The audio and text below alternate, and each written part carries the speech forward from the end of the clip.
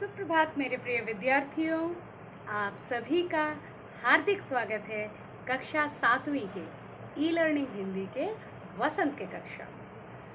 हफ्ते का पहला दिन है। कैसे हैं मेरे सभी विद्यार्थी?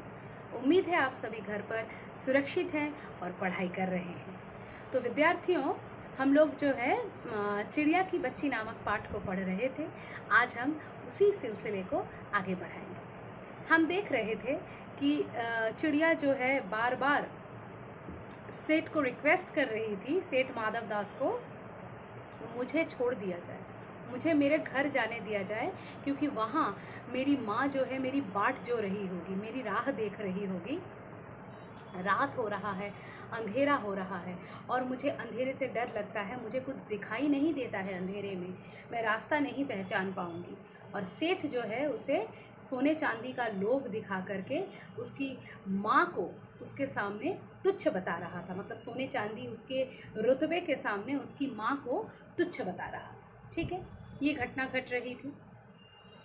सेठ ने कहा, आप सभी पृष्ठ संख्या 71 निकाल लीजिए, 71।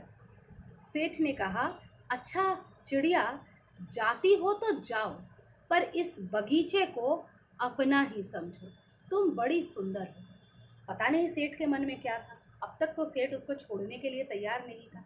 अभी सेठ ने उससे कहा, अच्छा जाती हो तो तुम जाओ, लेकिन इस बगीचे को तुम अपना समझ सकती हो, ठीक है, और तुम बहुत ही सुंदर हो, पर तुम इसको अपना समझकर कभी भी यहाँ आ सकती हो, इस टाइप से बोला। अभी तक हम लोग देख रहे थे सेठ जो है बिल्कुल भी चिड़िया की बच्ची को वहाँ से जाने ही नहीं देना चाहता, लेकिन अभी उसके सुर में, उसके बात करने के लहजे में लिटिल बिट चेंज नज़र आ रहा है। यह कहने के साथ ही सेठ ने एक बटन दबा दिया। मैंने कहा ना, सेठ के ट्यून में चेंज आ रहा है तो मतलब कुछ गड़बड़ है। तो सेठ ने क्या किया, एक बटन प्रेस कर दिया। उसके दबने से दूर कोठी के अंदर आवाज़ हुई और उसे सुनकर एक दास छटपट भाग कर बाहर आया। मे भी बहुत अमीर है, इतने सारे नौकर चाकर हैं, तो उसने उन सबको मेंटेन करने के लिए कुछ रिमोट सिस्टम करके रखा होगा। उसने जैसे ही बटन प्रेस किया, घर के अंदर कोठी में दूर, मतलब बहुत बड़ा गार्डन है ना, तो इतने बड़े गार्डन में दूर जो कोठी है, उस कोठी में बटन का जो कोई भी बेल टाइप का कोई साउंड, कोई बजर कुछ होगा, वो जैसे ही बजा तो जो है उसके जो मतलब उसका जो दास है वो झटपट भागता हुआ आया, वो बाहर आया और मतलब आ गया। नहीं तो उसको कैसे पता चलता? वो आवाज़ देने जाता तो चिड़िया डर के मारे भाग जाती ना। यह सब क्षण भर में हो गया और चिड़िया कुछ भी नहीं समझी। क्षण भर यानी क्षण भर, शिया क्षण भर, ठीक है। ये कहानी में आंचलिक भाषा का प्रयोग करने के लिए ये दिखाया गया है। ये है क्षण भर। शिया होता है ना, शिया त्र श्रा हम लोग पढ़ते हैं ना, तो क्षण भर, क्षण भर यानी विद इन सेकेंड्स। ये सेकेंड्स में हो गया और चिड़िया को मतलब भनक तक नहीं पड़ी, कुछ समझ में नहीं आया। अगर वो मुंह से आवाज़ करके बुलाता फिर भी कोई मायने थे उसके। वो बटन दबाता है, पॉकेट में अगर हाथ रख के कोई बटन दबा दे तो फिर कैसे समझ में आएगा। सेठ कहते रहे, तुम अभी माँ के पास वापस जाओ, माँ बाट देखती होगी, पर कल आओगी ना, कल आना, परसों आना, रोज आना। अब देखो सेठ जो है अलग भाषा में बात कर रहा है।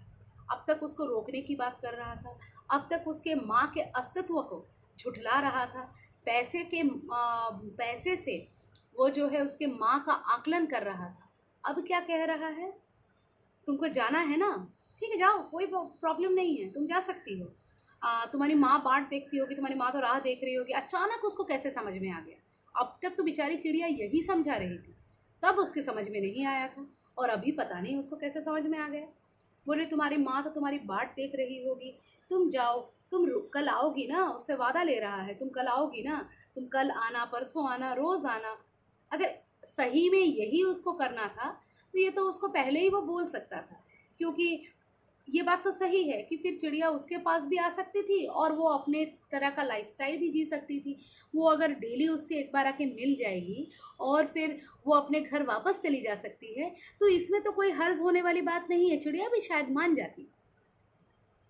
यह कहते कहते दास को सेठ ने इशारा कर दिया और वह चिड़िया को पकड़ने के जतन में चला। अब ये कह के उसको अपने बातों में फुसला लिया सेठ ने।